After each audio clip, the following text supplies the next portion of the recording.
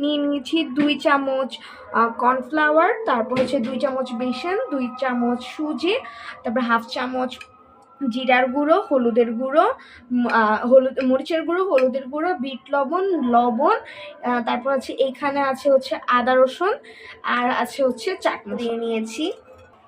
তো প্রথমে এখানে দিয়ে দিচ্ছি কর্নফ্লাওয়ার,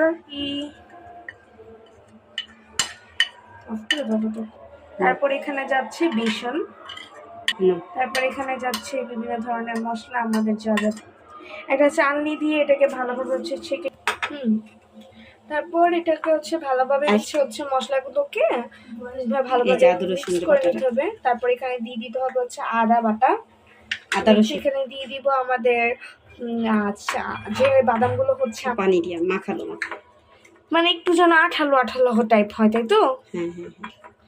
মা এটা কি হচ্ছে যে আমরা যে দোকানে কিনে খাই, এই যে দেখো মাখালো এটা একটু রেখে দিই এখন। তো এখানে হচ্ছে আমার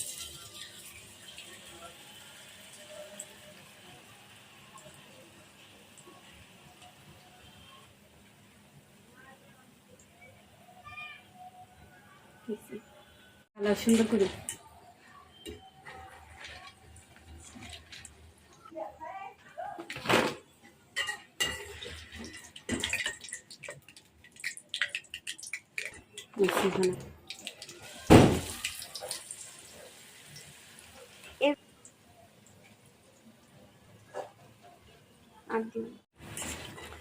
মা এটা তো দেখতে অনেক সুন্দর লাগছে।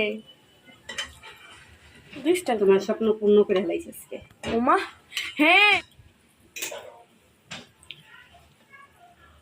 দেখতেই পাচ্ছেন কত সুন্দর লাগছে আর কত মুচমুচে, দেখতেই কিন্তু উঠে না। আর এটা দিলে না ডলা দিলে উঠতে যাবে। বাহ, হ্যাঁ সুন্দর, আপনারা কিন্তু দেখতেই পাচ্ছেন আর অনেক মুচমুচে আর অনেক মজাদার হয়েছে। মুখে ফ্রিজে রেখে দিলাম প্রায় 2 মাস ধরে ভালো থাকে। বাহ, করে তারপরে ফ্রিজে রেখে দিবি। ওকে, একবারই ভিডিওটা কি বানাচ্ছো? আইসক্রিম বানাবো, ম্যাঙ্গো আইসক্রিম। এই যে 1 কাপ চিনি 1 লিটার দুধে। এর আগেও তো একবার ম্যাঙ্গো আইসক্রিম বানিয়েছিলেন। আবার ম্যাঙ্গো আইসক্রিম বানাবো। 4 চামচ কর্নফ্লাওয়ার, 1 কাপ পানি দিয়ে গুলাই নিব।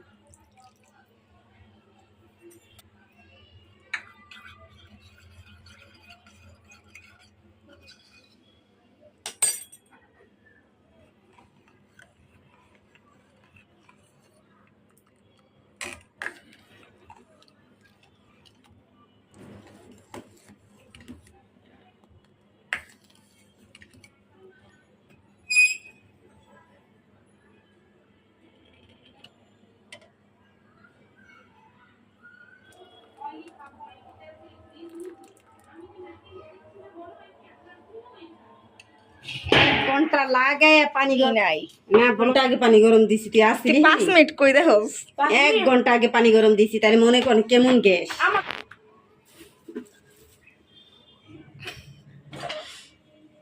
পানি দেয় অনেকে,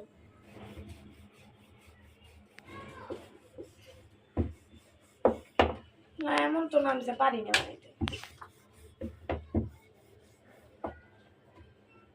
ঠিক আছে, এবার আমি বানাবো। কি বানাচ্ছেন? আইসক্রিম। তুই কত বানাইছিলাম?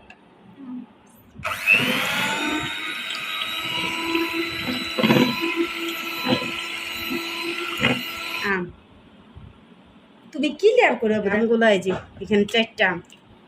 কটা? 4টা। মিক্স করতে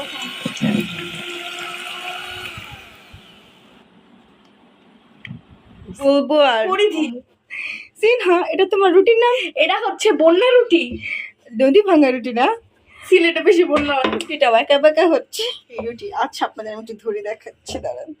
এই যে দেখেন, এই জন্য সিনহা এখান দিয়ে পেট বেরোইছে, ওখান দিয়ে নাক বেরোইছে। এখানে আগে পারতো না, আমি তো বিয়ের পর। আল্লাহ, সিনহার দিলে রুটি যুদ্ধ করো। শোনো কি জানি কি ইয়ামি থাকে কই তো তোর এই ঠেলা গাড়ির মতো ঠেলা যুদ্ধ হচ্ছে, তৃতীয় যুদ্ধ রুটি বেলে। लगता है मेरे सीने से दिल निकल गया রুটি বেলার সেই যুদ্ধ সিনটা গোল হয় কিনা দেখি। এটা নিয়ে আমি রুটি খেতে বেশি মজা আপনি বুঝেন কি না মোটেও তো না। যেমন সে তা করে দেখেন কত সুন্দর জুম হয়েছে। করে দেখা হ্যাঁ হ্যাঁ। যাক, আন্টির গুণ হয়েছে। না আমার গুণ হয় নাই, সব গুণ তোমারই। আঙ্কেল খুশি হয়েছে।